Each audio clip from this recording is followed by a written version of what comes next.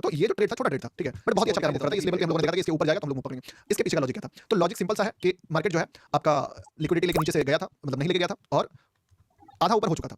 मैंने क्या नोटिस करा कि अगर आपको मैं दिखाऊं यहाँ पे, तो मार्केट का टॉप का लेवल ये है, पर टॉप के बाद जो सबसीक्वेंट कैंडल का लिक्विडिटी है जो कि और अच्छा काम करता है, लाइक ये वाला लेवल, ठीक है, ये जो लेवल होता है ना, ये एक बड़ा फॉल, उसके बाद ये market time pass zone create करता है।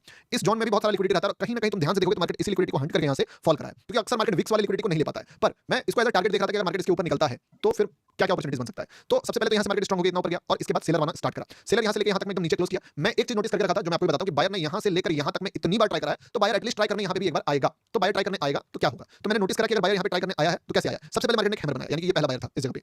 इससे मार्केट मूव भी करा थोड़ा मोड़ा, अगर आप देखो कितना मूव करा, 70 पिप्स का मूव करा और फिर फॉल कर दिया। जब फॉल करा मार्केट ने तो भी मुझे कोई ऐसा सरप्राइज फील नहीं हुआ कि मार्केट जो ऐसा कुछ करेगा। लेकिन जब फॉल के बाद एक ग्रीन कैंडल बनाया, और एक और बात बताता हूं, अभी जो बीटीसी का तुमको लॉजिक यहां पे मैंने बताया था कि एक बहुत बढ़िया ग्रीन कैंडल के बाद अगर रेड कैंडल बन गया तो तुम मान के चलो, अगर बड़ा स्ट्रांग कैंडल के बाद पूरा स्ट्रांग रेड कैंडल बन गया तो दैट मींस कि वहां पे अलर्ट साइन है। उसी तरीके से अगर तुम यहां पे भी ध्यान दो तो एक बहुत बड़े रेड कैंडल से ब्रेकडाउन होने के बाद मार्केट उसके 70% मूव को एक ही कैंडल में इंगल्फ कर दिया। ये सीक्रेट है, इसको अगर तुम समझ गए तो हमेशा यूज कर सकते हो। इसीलिए इस पॉइंट ऑफ व्यू से मैंने लगाया कि चलो अगर मार्केट यहां से चलता है तो तुम यहां पे स्टॉप लॉस डालो और फिर ये मोमेंटम जो है वो एटलीस्ट 100 पिप्स तक अगर निकाल दिया तो ये लॉजिकल होगा। 100 पिप्स तक का ही मोमेंटम मेरे लिए लॉजिकल था और उसके बाद जब 100 पिप्स मार्केट दे दिया लगभग यहां पे, फिर मार्केट खुद ही डिसीजन लेके स्ट्रांग कैंडल बना दिया, ये वाला कैंडल। और अगर तुम नोटिस करो तो इस पे सेलर भी काफी बार आया है, ध्यान से देखना, ठीक है। यहां से यहां तक में काफी बार सेलर आया, पर उस सेलर को मार्केट ने इंगल्फ करा और उसके ऊपर जाके क्लोज करा, फिर मार्केट में सेलर आया, फिर उसके ऊपर क्लोज करा, फाइनली ये जो बड़ा वाला कैंडल देखा मैंने।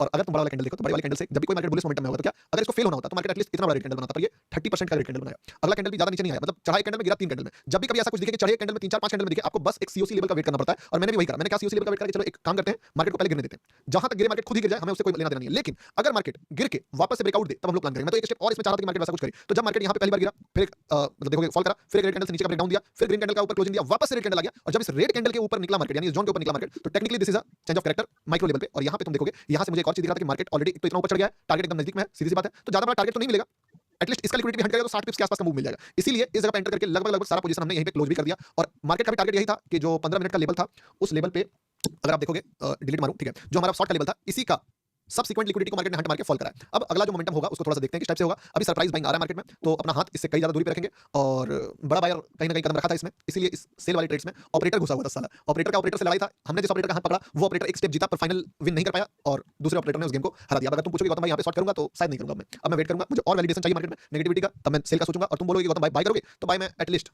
वापस से इस लेवल तक मार्केट अगर जाता है 70% अपने मूव को लाता है, तब मैं इसके लिक्विडिटी के लेवल तक का टारगेट देके फिर बाय मारूंगा यहाँ पे, ठीक है। समझ रहे बात को? अभी मुझे वैलिडेशन चाहिए नेगेटिविटी के लिए, तब मैं शॉर्ट सोचूंगा, क्योंकि मार्केट मेरे सामने क्या पेश करा है कि मैं देख लो एक बड़ा ऑपरेटर जिसका हाथ मैंने पकड़ा था